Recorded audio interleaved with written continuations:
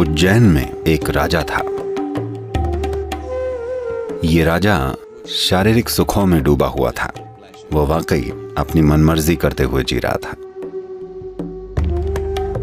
तो उसकी एक पत्नी थी जिसका नाम था पिंगला। तब पिंगला बोली, अगर दो दिल मिलकर एक हो गए हों तब ऐसा ही होता है। तो अगली बार जब वो शिकार पर गया, वो इस चीज को आजमाना चाहता था। सो हेलो दोस्तों, नमस्कारम।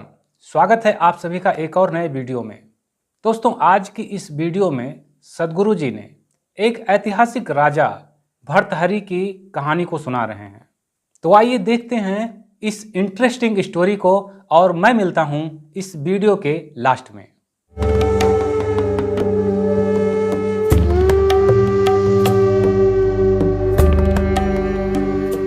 उज्जैन में एक राजा था। उसका नाम था भर्तृहरि।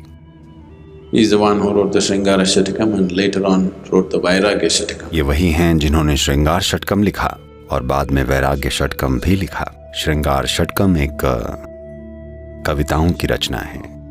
इसमें सिर्फ काम की लालसा और काम साहित्य है। वैराग्य षटकम एक पूरी तरह से वैराग्य और त्याग की रचना है। ये राजा शारीरिक सुखों में डूबा हुआ था। वो वाकई अपनी मनमर्जी करते हुए जी रहा था।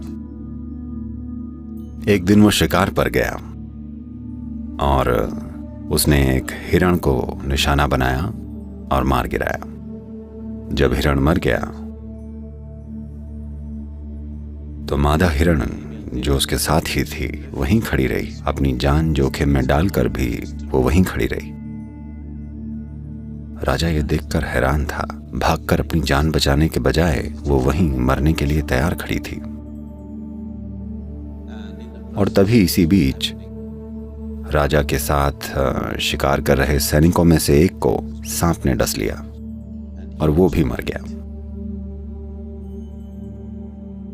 जब वो मरा, उसकी पत्नी आई और जैसे ही उन्होंने सैनिक को आग के हवाले किया तो बड़ी मुश्किल से लोगों ने उस औरत को आग से दूर रखा, क्योंकि वो आग में कूद जाना चाहती थी।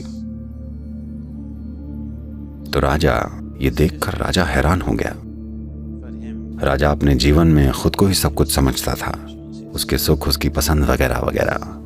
जब उसने इस मादा हिरण को देखा और उस औरत को आग में कूदने की कोशिश करते देखा तो वो एक तरह से कंफ्यूज्ड हो गया। तो उसकी एक पत्नी थी जिसका नाम था पिंगला। तो वो अपनी पत्नी से बात करते हुए बोला, पता है आज मैंने ये दो घटनाएं देखी, इन्होंने मेरा मन पूरी तरह से कंफ्यूज्ड करके रख दिया है। तब पिंगला बोली, अगर दो दिल मिलकर एक हो गए हों तब ऐसा ही होता है। ये एक स्वाभाविक चीज है। There's nothing amazing about it. There's nothing intriguing about it. If two hearts are really become one in their experience, this is how it will be.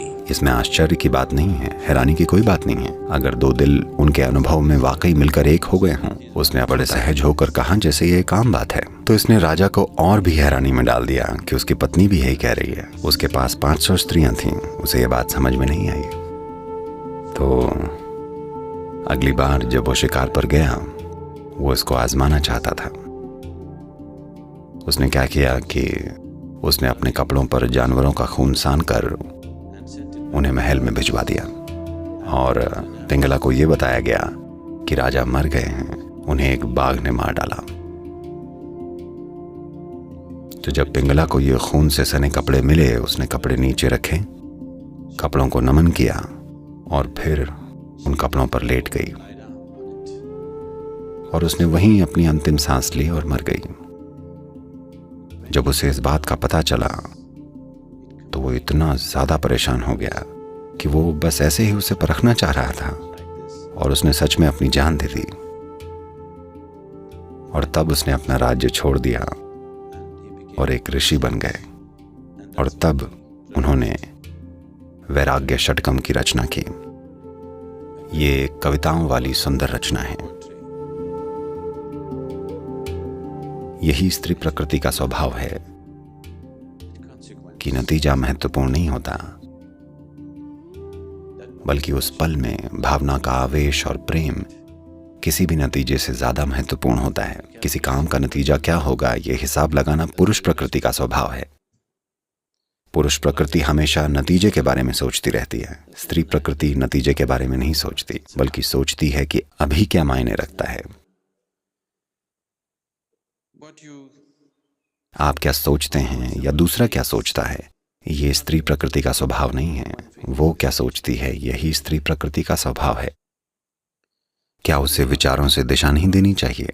हाँ, देनी चाहिए, अगर बात जीवन के भौतिक या बाहरी पहलुओं की हो तब। पर जब बात जीवन की हो, अगर आप में स्त्री प्रकृति नहीं है तो आप जीवन का आनंद नहीं ले सकेंगे। So this is the nature of the feminine, that it is capable of going beyond itself. तो यही स्त्री प्रकृति का स्वभाव है कि उसमें खुद के परे जाने की क्षमता है। जो अपने से परे जा सकता है, सिर्फ वही आध्यात्मिक प्रक्रिया के लायक है। वो जो अपने आप को बचाना चाहता है, वो आध्यात्मिक प्रक्रिया के लायक नहीं है। शांभवी एक ऐसी चीज है जो आप में स्त्री प्रकृति को प्रज्वलित कर सकती है, क्योंकि अपने आप को अलग रखे बिना ये नहीं हो सकता।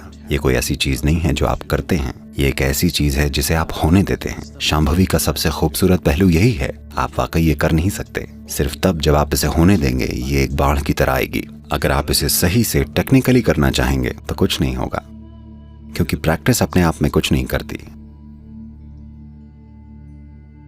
जब आप इसे होने देते हैं, तब आपका सबसे भीतरी हिस्सा, जो कि सृष्टि का आधार है, वो पूरी तरह प्रकट हो जाता है।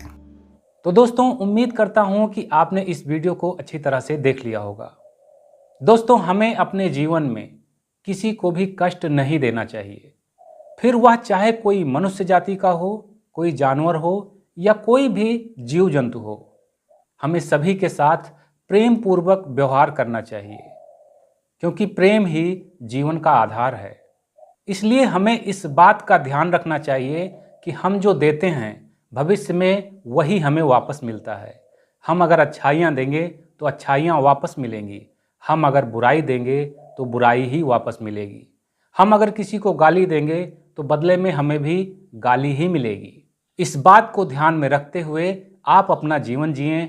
आप देखेंगे कि आपके जीवन में सकारात्मक रूप से सब कुछ अच्छा होने लगेगा। तो दोस्तों, मैं मिलता हूं किसी अगली वीडियो में। तब तक के लिए take care, wish you all the best. नमस्कार।